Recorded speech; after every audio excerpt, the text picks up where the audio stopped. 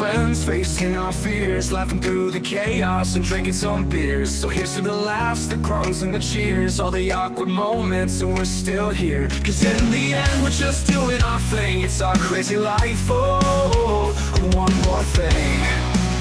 Oh, one more thing. Oh! Welcome to Oh and One More Thing, a podcast where two longtime friends try to figure out what the heck is going on with this crazy thing called middle age. It's a mix of stories of how we navigate our lives and maybe some questionable advice. Some days we're wise, other days we're just trying to remember where the heck we left our phone. So join us as we laugh, groan, and maybe even learn a little something about surviving in the second half of life. Oh, and one more thing.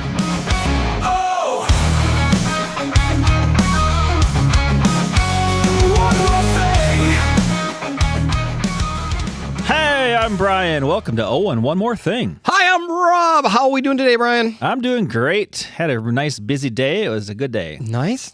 How was your weekend? Oh, the weekend was good. We were up at the cabin, as always. As always. Yep. Getting, that time of year, it's getting a little Beautiful chillier. weather. Yep. Little fall. Colors are turning. Yep. It was great. Loved the weather. My favorite time of the year. I didn't go into the water. No. So it was cold. Well, it's still 70-some-ish degrees. I took the sailboat out, though. Oh, how was that? It was hard. Yeah, was it? Yeah. Yeah, I had to get the whole family to help lift it. Oh. I really got to come up with a new system. Yeah. You know what's funny about the water temperatures? My mom visiting from Arizona, we did not go in the water because it was too cold. The water temps were like 75 degrees. For Minnesotans, that's great. And we Lake would think temperature, that's pretty nice. fantastic. Yeah. We go down there in Arizona in the winter.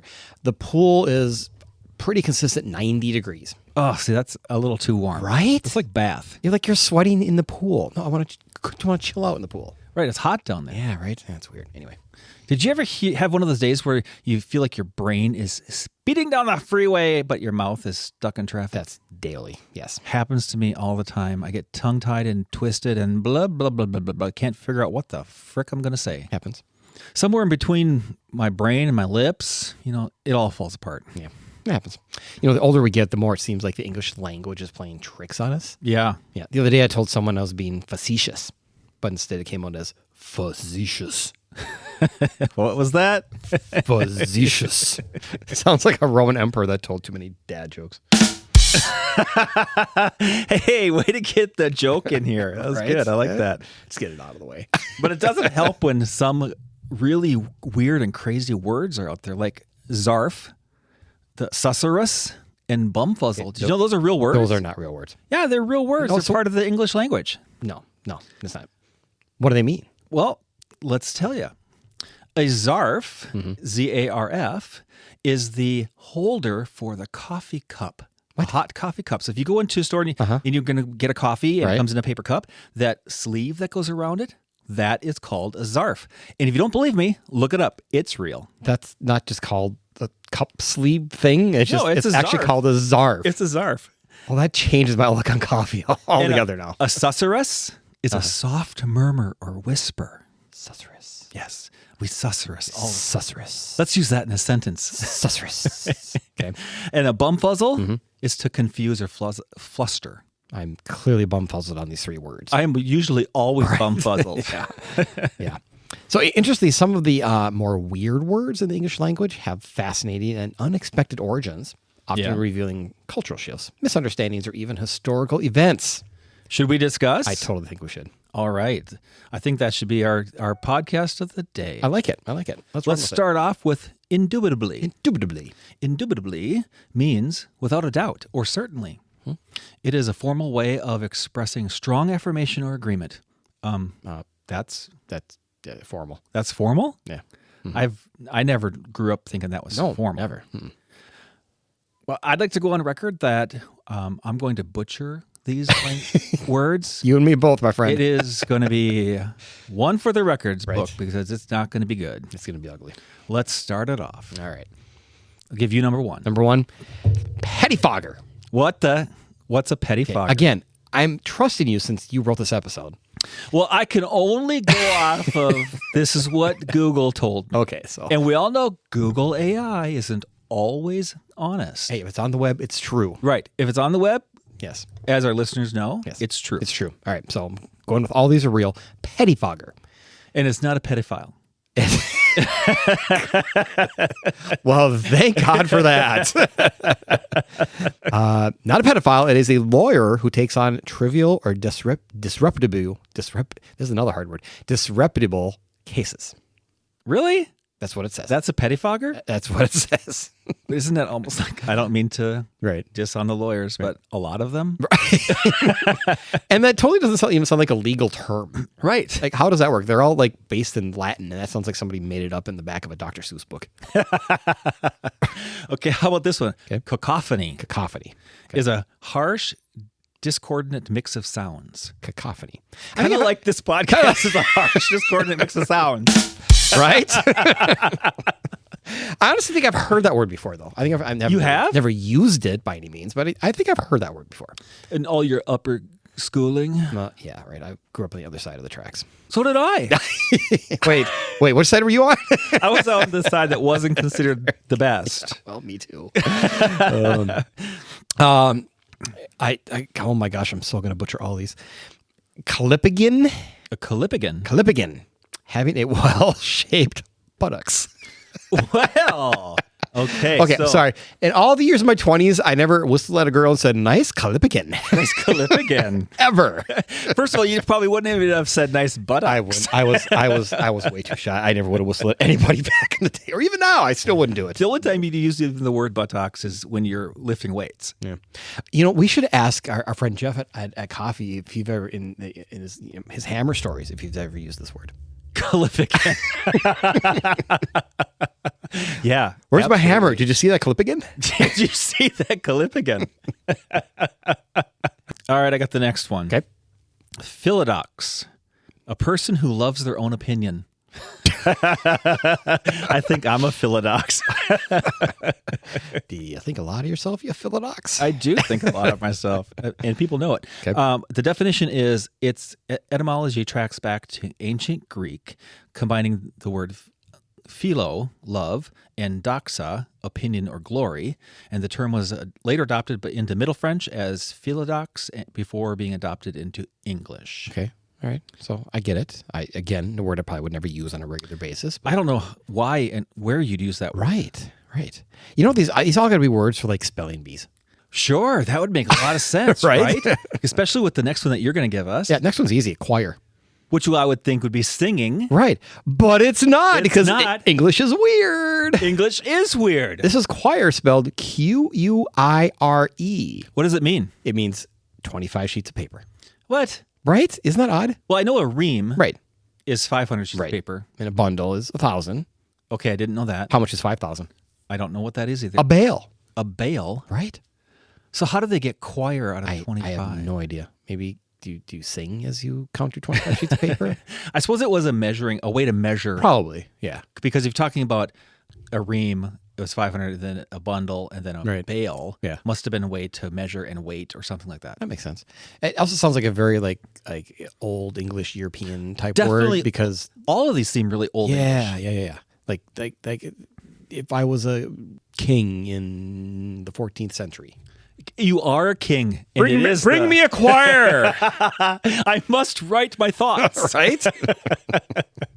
All right, the next one. How about cattywampus? Cattywampus. I have heard this one too. Yeah, it's crooked or askew. Yeah. But we always used to say kittywampus. You're right. I say cattywampus too. I don't know if that's a regional thing or not. You're right. I wonder if that's a Minnesota thing or if that's just kind of like duck, duck, gray duck, because the correct way to do duck, duck, gray duck, not duck, duck, goose. Excuse me, we'll get into that. Oh, that's later. right. That's an upcoming episode. Oh, man, I'm so confused.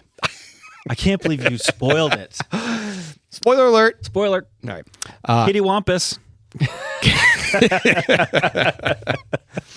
Next one, collywobbles.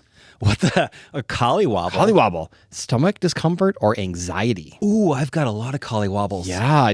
The stomach discomfort or anxiety or both. Both. Yeah. I probably have anxieties, yes, but I do have collywobbles in my stomach. Wait, I think I had collywobbles last night.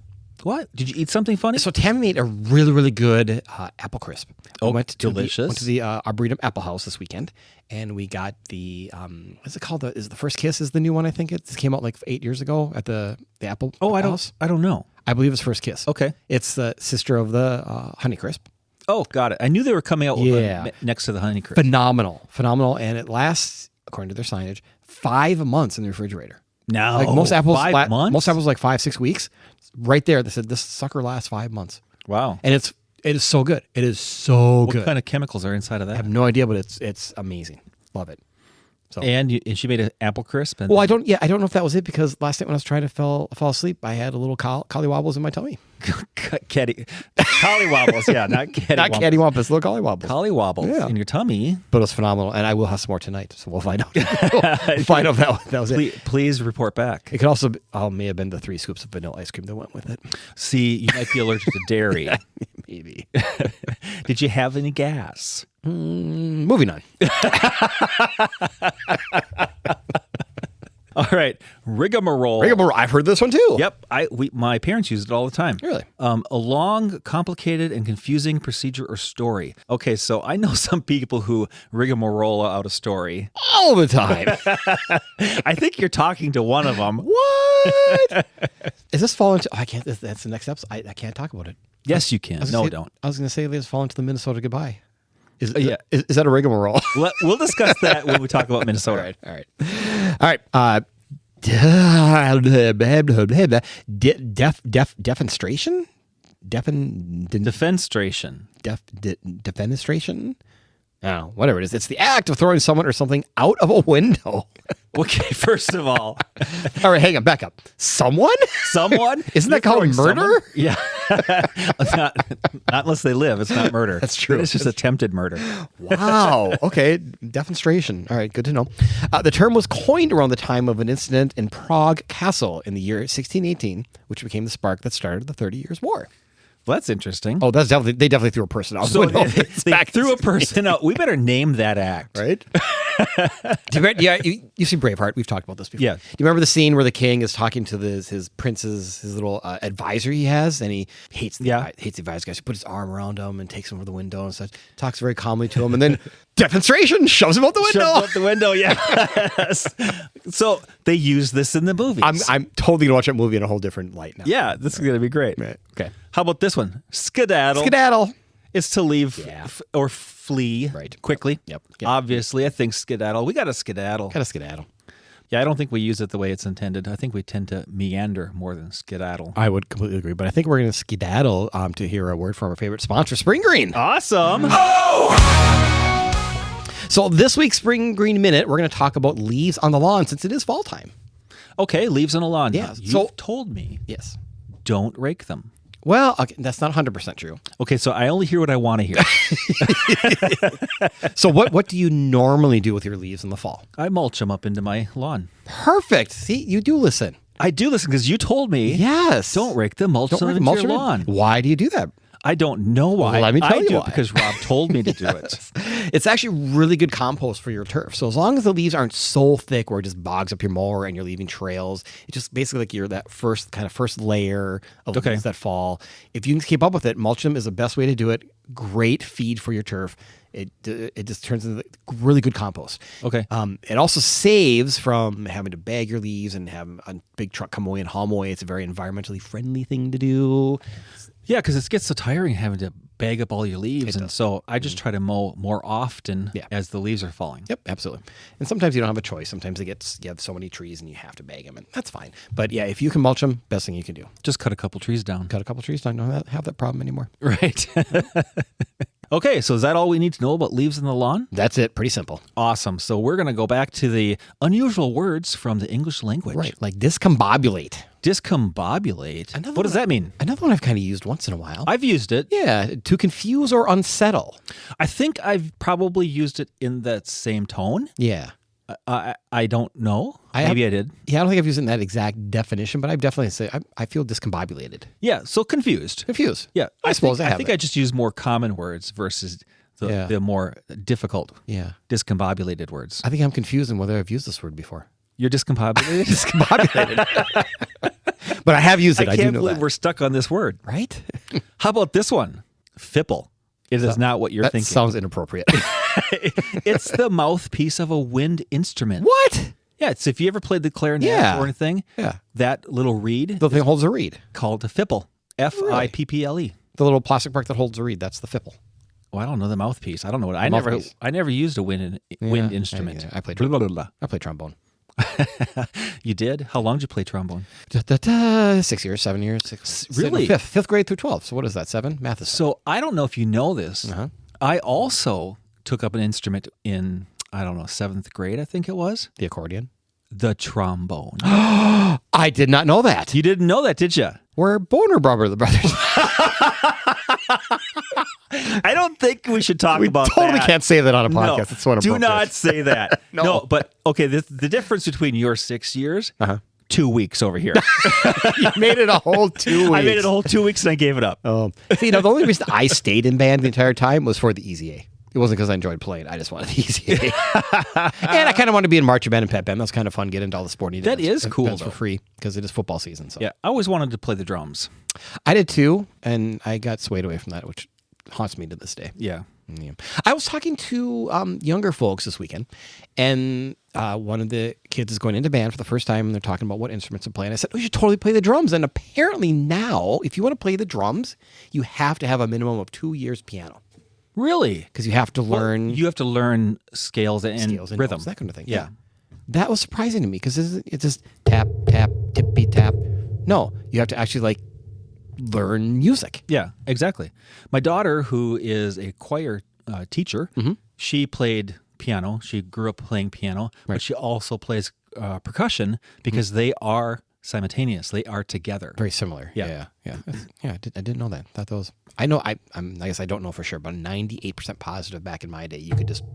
I want to play drums and the handy sticks, and you go figure it out. Here you go. Yeah. Okay, how about this next one? A snollygoster. A snollygoster is a shrewd or unprincipled person, especially in politics. Oh, that makes sense then. Yeah. Okay. Politics. Okay. Yeah. I mean, how many snolligosters do you know? The list is long. The and list distinguished. is long. It is long. We're not going to take sides here, but they're on both sides. Correct. I would For agree. sure. Yeah. All right. Here's a very family-friendly one. Titty nope. A tippy nope? Titty nope. Titty nope. Titty. I can't believe you just said titty. It's titty nope. It's one word. I thought you said tippy with a P, but it's not. It's the other one. titty with a T. So that's a small quantity of something, particularly food, that is left over. No, it's not. Okay, again, I didn't write this. But wouldn't that just be called Leftovers? leftovers? I don't know where the heck that word came from. Okay, so at your next family function, I want to say, hey, I have some food left over. Do you want to take it home? Sure, I'll gather my titty nopes up. Or you could just say, do you want to take these titty nopes home? Ooh, the looks you're going to get. I am know. so using this. I can't wait to use that. I'm so using this at the holidays. Okay, here's another one. Flibber to give it.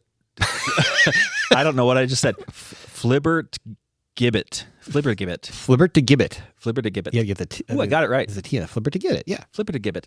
A frivolous, excessively talkative person. So why can't you just say a talkative person? Right? I don't know why you need that difficult word. That's in that's there. like 15 letters in that word. I know. It's just like you're just talkative. You're a talkerson. Move Yeah. on with your life. Just like both of us, because all we do is talk for a living. all day long. It's kind of like gobbledygook.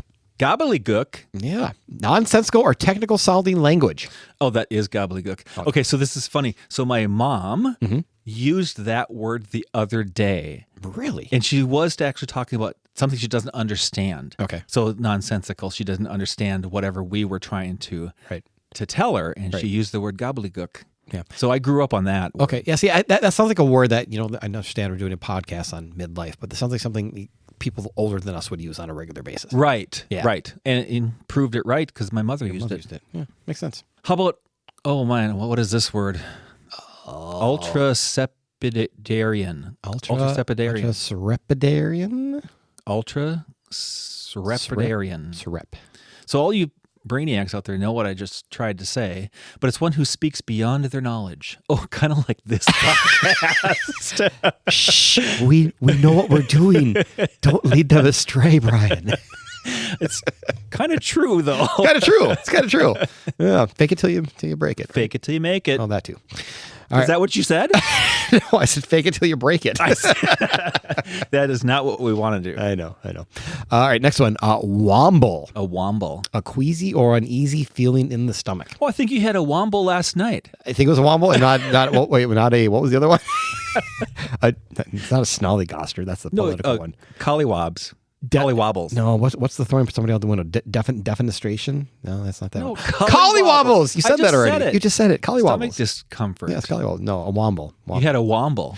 So they're kind of the same thing, but different. Yeah, I don't know why you'd have two different queasy feelings. Well, I can do. So if you're at like an amusement park, like you're at Valley Fair, and you're taking the roller coaster up the long, so you get that. Is that the feeling in womble? your gut? That's the womble. Okay. Yeah, but that's more like anxiety to me. Yeah. I could see that too. So if I'm having anxiety and I feel it in my stomach, that's a womble. Okay, I'm with you. Okay, how about this one? Hullabaloo. I can't. Oh my gosh. Hullabaloo. Hullabaloo. Hullabaloo. Thank you for saying that better than me. Hullabaloo. It's a noisy fuss or commotion. Yeah, commotion I get. I don't think I've ever used it as a noisy fuss. But I think it's an old term because I know my parents used it.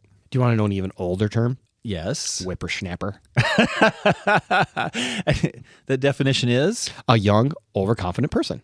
So, yeah, definitely heard that from the older generation talking about me when I was young. Right. I think like Elmer Fudd used it in Bugs Bunny cartoons in the 40s. Always in the cartoons. Right? Young whippersnappers. Yeah, exactly. Yeah. How about a kerfuffle? Oh, I hear this all the time.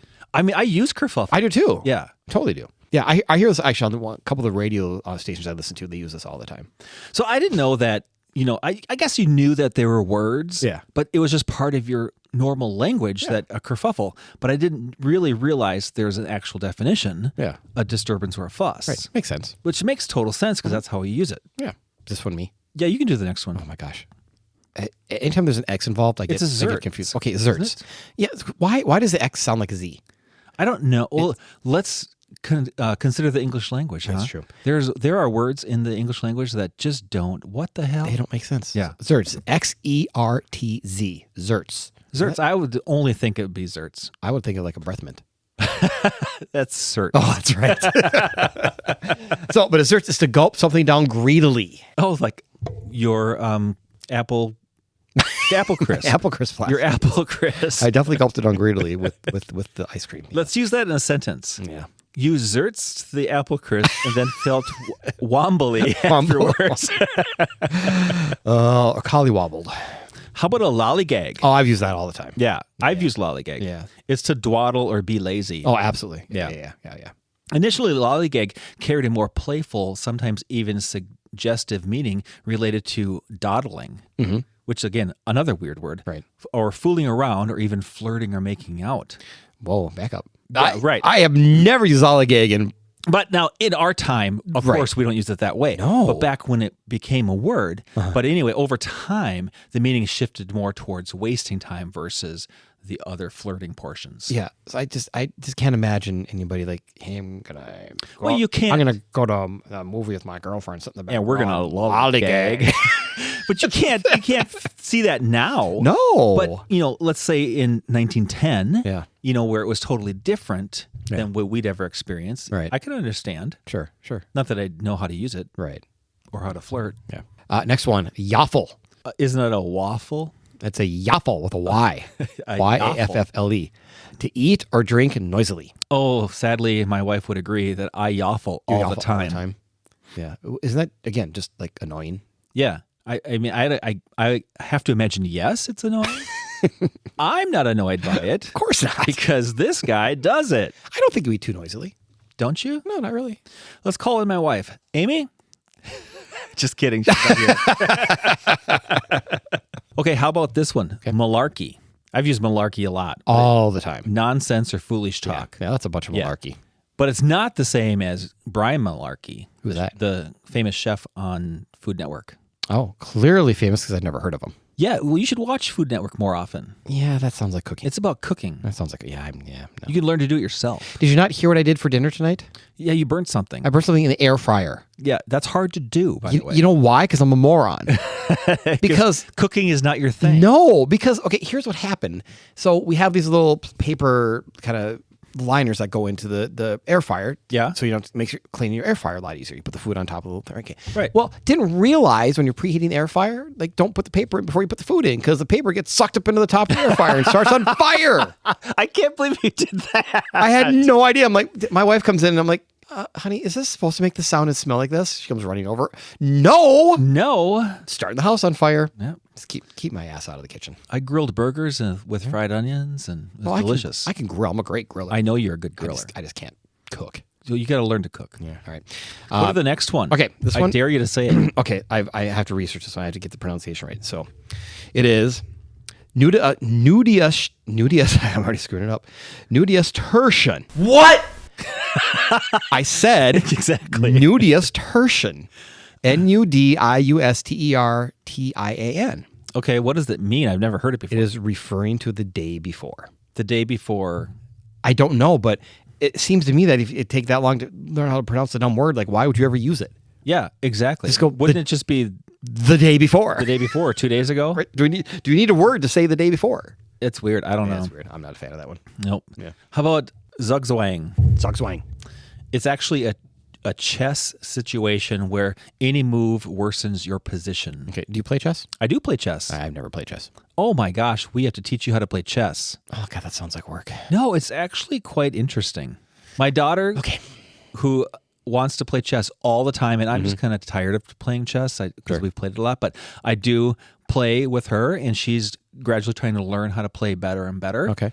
I think she has beaten me one time, but sometimes our matches are just, I have terrible moves, she has terrible moves. We're just as bad at the game as each other. Okay. So it's fun. All right. Well, sometime if you need an ego boost, give me a holler and you can teach me how to play chess. I'll teach you how to play chess. Yeah. It's very easy. Yeah. Easy one for you. All right. Pendiculation. And what did you say? Pendiculation. And what does it mean? You mean stretching and yawning simultaneously. Oh, I pandiculate all the time. I do that every day, right?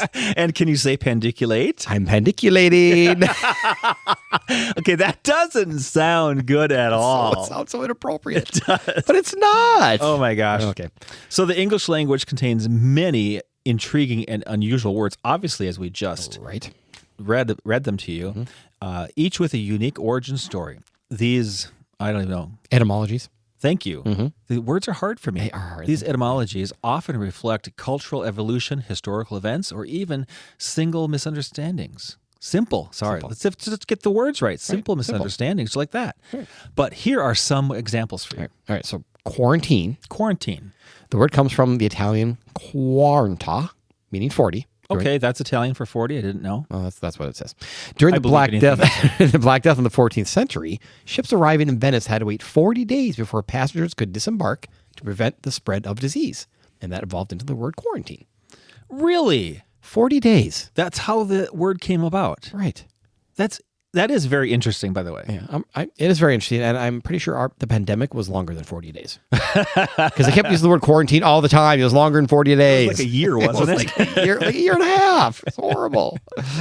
How about the word clue? Ooh, that's a good one. It originates from the word clue, but spelled differently, CLEW, which originally meant a ball of thread or yarn. So it's like things cats play with. So interesting, right? How did it come into the word that it is? Yeah. Well, the meaning's linked to a Greek myth of Theseus and the labyrinth. Say that right? Labyrinth, where Theseus used a ball of thread or a clue, CLEW, to find his way out after killing the Minotaur. Oh. Over time, the word clue evolved to mean anything that guides or directs in a difficult situation, and its spelling was altered to clue, CLUE. Oh, that makes sense then. Okay. Did you ever play the game Clue? Love the game Clue. Do you? Professor Plum with the knife and the study. Yeah, exactly. Love that game. Yeah, I haven't played that forever. We should do that on our next game night. We should do that. Play Clue. Do you have the wooden box version of it? Do. You do? So do we. Do? Really? Yeah. We should totally play. Okay, we're on. I also think we should play Risk, but I also don't have 6 days to commit to that. I grew up playing Risk. I love Risk, but it does take like a fortnight. It takes time. It takes forever. I would stay over when I was a kid at my friend Tony's house, and we would play Risk for a weekend. Oh, yeah, you totally can. Yeah, or we'd play Monopoly for a weekend. Yeah. Yeah, totally can. I love those games. Now I just play Monopoly Go. It's much easier and quicker. No, you got to do the old board game. I know. How about the word muscle? Muscle, it seems like a normal word. Right. Comes from the Latin word musculus. Makes sense. Which means little mouse. No. Does not make sense. That does not make Right? sense. People in the 16th century observed that contracting muscles resembled mice moving under the skin. Oh, creepy. Yeah, that's weird. But I understand that if you flex, if you got big muscles, like not me, but if you flex, it would appear, it could appear like something's under the skin. Not like me. See how you snuck that in. You can't tell from the picture online that I don't look like that. You're hiding it under the shirt. Mortgage. Okay.